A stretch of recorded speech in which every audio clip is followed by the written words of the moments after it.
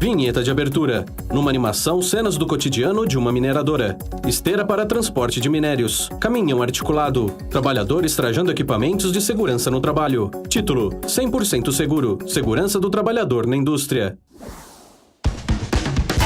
Imagens do dia a dia da mineradora. Numa mineradora, o trabalho não seria possível sem o recurso mais valioso de todos, as pessoas.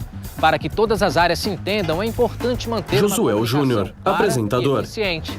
Só assim o serviço pode ser feito com qualidade e segurança.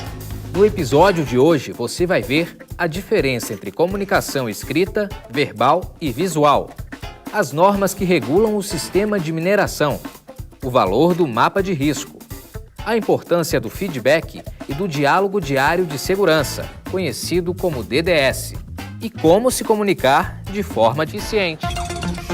Escrito na tela: sistemas de comunicação em uma mineradora. A comunicação é uma via de mão dupla. Para existir de maneira eficiente, é preciso de alguém que transmita a mensagem, o emissor, e ainda alguém que a recebe, o receptor. Por exemplo, eu estou falando com você, portanto, eu sou o emissor. E você aí do outro lado me ouvindo é o receptor. Mas apenas receber as informações sem entender o que significam não adianta. É preciso compreender o que é dito. A comunicação só se completa quando o outro lado assimila a informação. Para que não fique nenhuma dúvida, a comunicação se divide em 3 sistemas: visual, escrita e verbal. Nas mineradoras, por exemplo, a visual é feita por meio de sinalizações como placas. Você precisa delas para saber o sentido da via, se pode ou não estacionar ou ultrapassar, se existe voltagem, entre outros. Por causa da sua importância, elas devem ser mantidas em perfeito estado de limpeza e preservação. Já a escrita está presente no quadro de avisos, nos comunicados internos da empresa e nos manuais de instrução, por exemplo.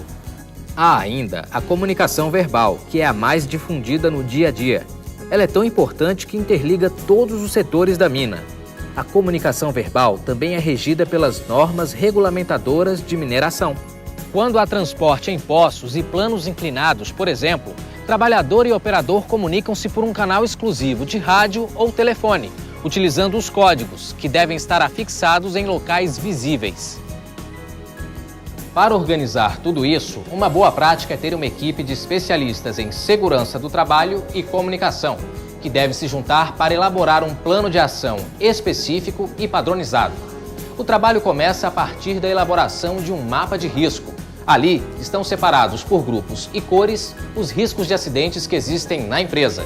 Vamos ver cada um deles.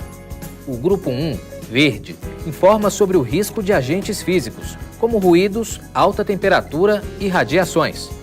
O vermelho representa o grupo 2, que engloba agentes químicos como gases, poeiras, fumos e névoas. O terceiro, de cor marrom, identifica os agentes biológicos. Vírus, bactérias e fungos são alguns exemplos. Em amarelo está o quarto grupo, que é composto por agentes ergonômicos: esforço intenso, levantamento e transporte manual de peso, repetitividade, entre outros. Já o quinto e último grupo, de cor azul, aborda os agentes mecânicos. São eles a eletricidade, máquinas e equipamentos sem proteção, ferramentas defeituosas, entre outros. No layout da empresa, ou seja, no desenho da planta, os riscos são sinalizados através de círculos com as cores citadas. Dentro deles deve estar escrito o nome do agente. A intensidade do risco é representada por tamanhos maiores ou menores desses círculos. A partir da elaboração do mapa de risco, é possível propor um diagnóstico mais adequado sobre a empresa. Mas você e seus colegas também colaboram com o processo. Eu estou aqui com a Karine Santos, que é técnica em segurança do trabalho da empresa. Karine, tudo bem? Tudo bem. Como o trabalhador pode contribuir com um plano de ação? São realizadas reuniões Karine periódicas Santos, para elaboração técnica do de documento. segurança do A trabalho. partir daí é divulgado aos trabalhadores esse plano de ação e o feedback deles é muito importante para contribuir com a segurança e com a melhoria contínua do documento. Agora, se de repente o trabalhador perceber na sua área de trabalho uma alteração ou algo que possa ser um futuro risco, ele pode comunicar ao superior, certo? Claro, ele tem total liberdade de comunicar e esse plano vai ser revisado e incorporado às melhorias apontadas por ele.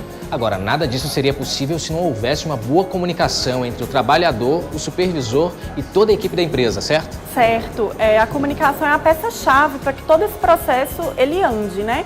Então, a gente precisa que o trabalhador comunique para que o trabalho, o plano de ação, ele seja realizado da melhor forma.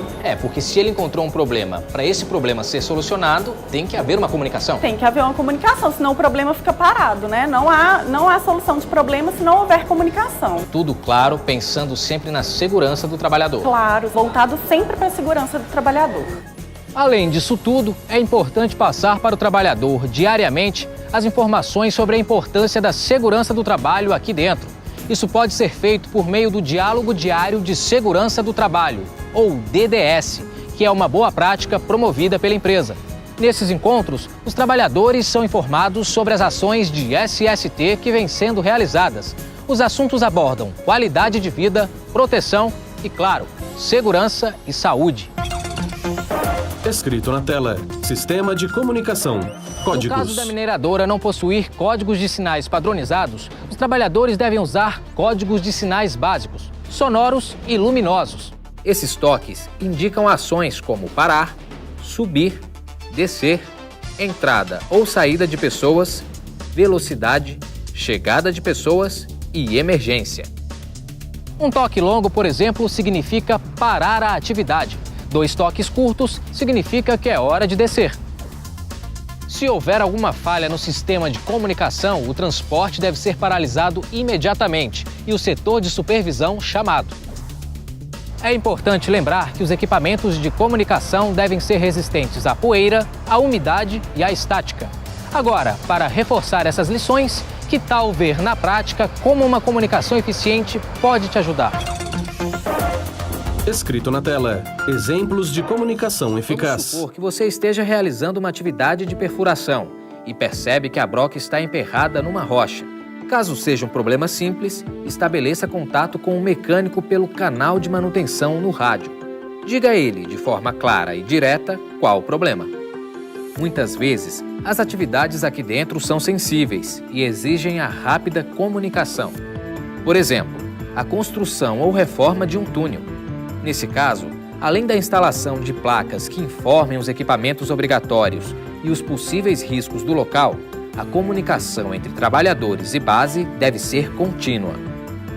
Para isso, o grupo que está se comunicando ativa a função de emergência no rádio. Assim, com um simples toque no aparelho, o trabalhador comunica à base uma situação de emergência. Hoje você viu a importância da comunicação visual, escrita e verbal para a sua segurança. Como se realiza a leitura do mapa de risco, a importância do DDS e o sistema de comunicação em códigos. Continue acompanhando a série para mais dicas de segurança e saúde. Eu espero você no próximo capítulo. Até lá! Vinheta de encerramento. Na tela: 100% seguro. Segurança do trabalhador na indústria. Apoio institucional. IBRAM, Instituto Brasileiro de Mineração. Tubos azuis formam um retângulo. Dentro em letras brancas. SESI, Iniciativa Confederação Nacional da Indústria.